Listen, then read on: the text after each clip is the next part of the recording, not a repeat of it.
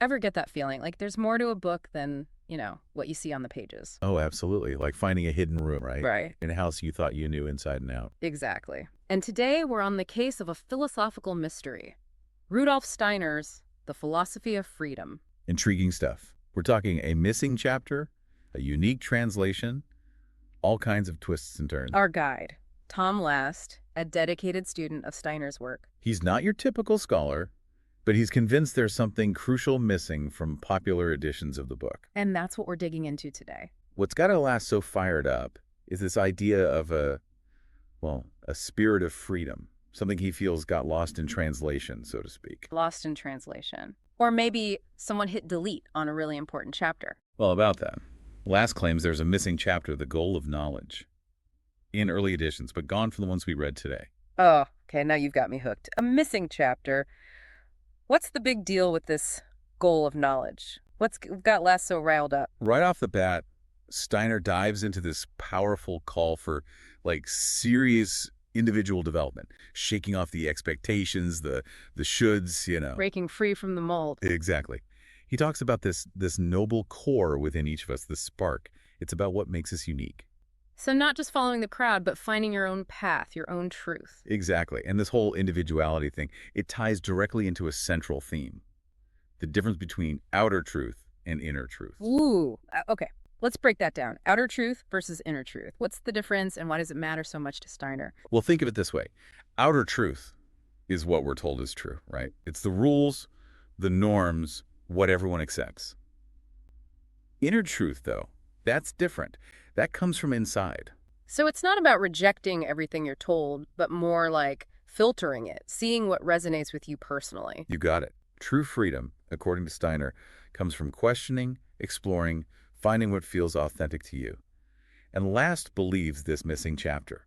It lays the groundwork for that journey. Okay, so we've got this missing chapter that's like a key unlocking Steiner's core message. But wait, there's more.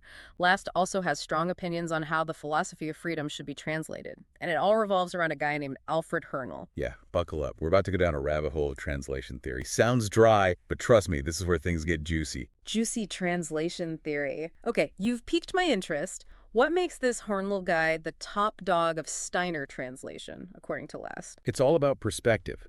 Hernel, he wasn't just fluent in German and English.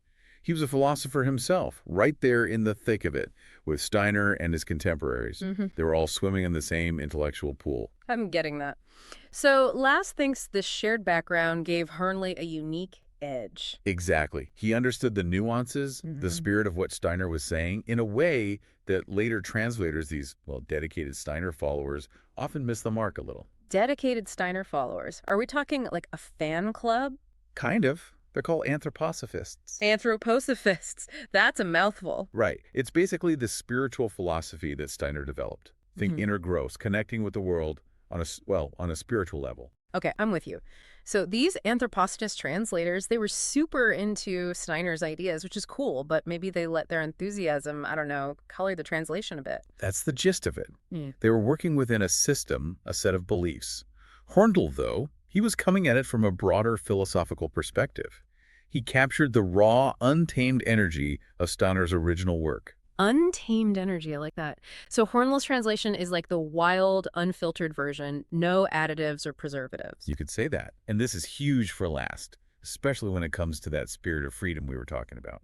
He's convinced that the Hernel translation, with its deep understanding of both the languages and the ideas, gives us the most authentic, unadulterated version of Steiner's message. Wow, we're talking about a serious commitment to accuracy. It's like Last is on a one-man mission to revive this Hernel translation. He actually went ahead and republished it himself, made it available to anyone who wants to experience Steiner in what he sees as its purest form. Talk about dedication.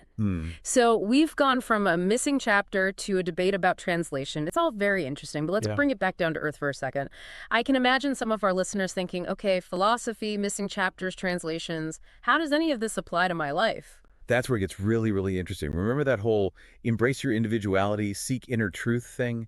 Last is adamant that this isn't just some heady, abstract philosophy. It's a practical guide to living a more fulfilling, freer life. Okay, I'm listening. how do we actually translate those big ideas, inner truth and all that, into action? How do we bridge the gap from theory to real life? It all starts with cultivating a sense of curiosity, of questioning everything.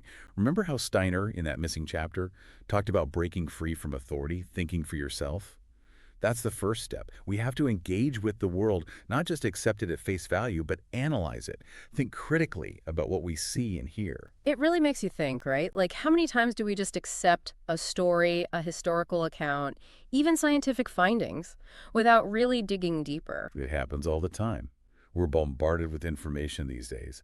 And last point is, we need to be more discerning. Be our own fact checkers, in a way. Exactly. Don't just take things at face value. Question the source. Look for different perspectives. Because there are always different perspectives, multiple ways of seeing the same thing. And that's where, for me, Steiner's whole inner truth idea really clicks.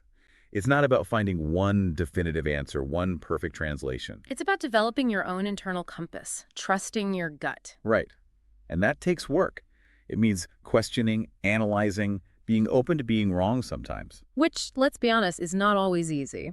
But it's at the heart of what it means to be truly free, isn't it? Free to think for yourself, to disagree, to carve your own path. You got it. It's an ongoing journey, not a destination. Oh. And that's what makes it so exciting. So to everyone listening, if you've ever felt like there's more to the story, more to discover, trust that instinct. Don't be afraid to dig a little deeper, find those alternative viewpoints, maybe even track down that rare out-of-print translation. You never know what you might find. Absolutely. Yeah. And most importantly, trust your own judgment. Stay curious, stay engaged, but don't be afraid to question everything. Couldn't have said it better myself. And on that note, we'll leave you with this. If a single missing chapter can completely change how we understand a whole book, imagine what other hidden truths are out there, just waiting to be discovered. Until next time, keep exploring, keep questioning, and keep diving deep.